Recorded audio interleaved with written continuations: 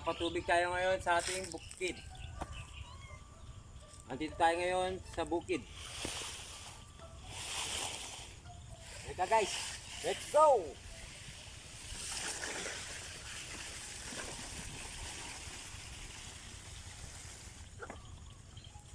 Dito kasi guys,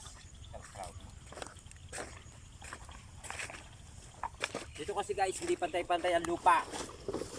Dahil lalahar to kasi dati na guys, nung pumutok yung Mount Pinatubo. Kaya hindi pantay-pantay ang lupa. Kaya ito guys, magpapatubig tayo guys. Kita nyo guys, ito yung hose na to, ginagamit lang namin. Yan. Yan ito guys, oh, mga ginagamit namin hose. Lalagay namin to guys sa mataas na lugar.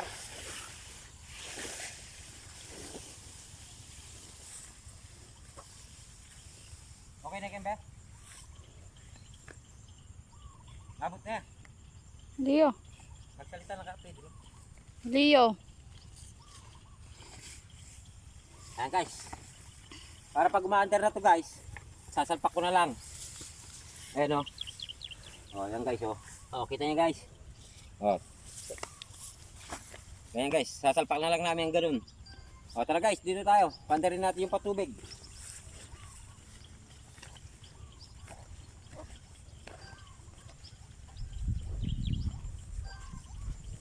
May video mo kami mate. Okay, kita nakabiyak na. Video mo lang ako.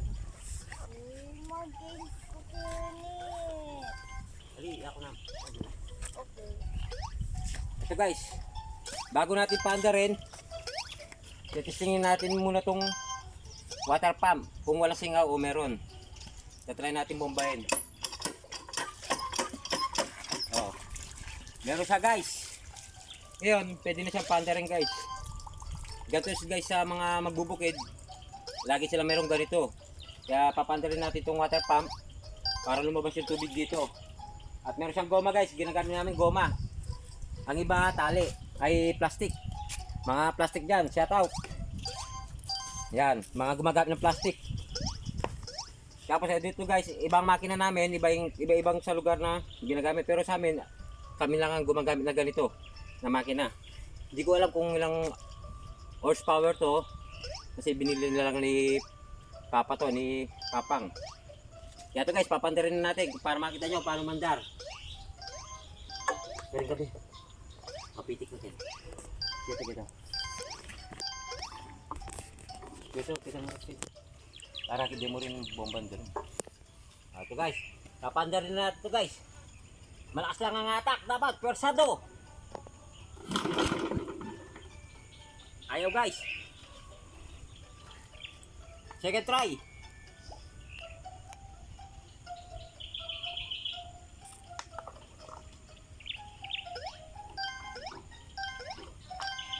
Yung tubo namin guys, di 4 yan. Tignan nyo, di 4 yan guys. Hindi yan ano, maliit.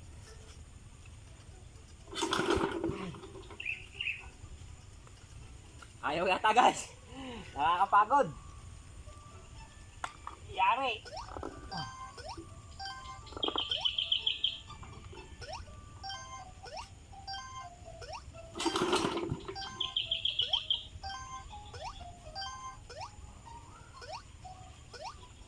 Third try. Ayan guys, pag may usok na ganito guys, baka under na yan, ayun o guys, oh, nagsusunog na ng kurudo yan guys. Ayan na guys, malapit na wasan ng buhay ko. Wah!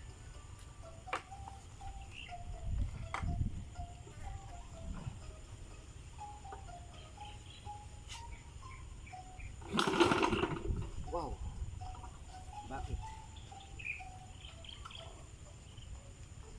Ginagawa niya ang packing Papang.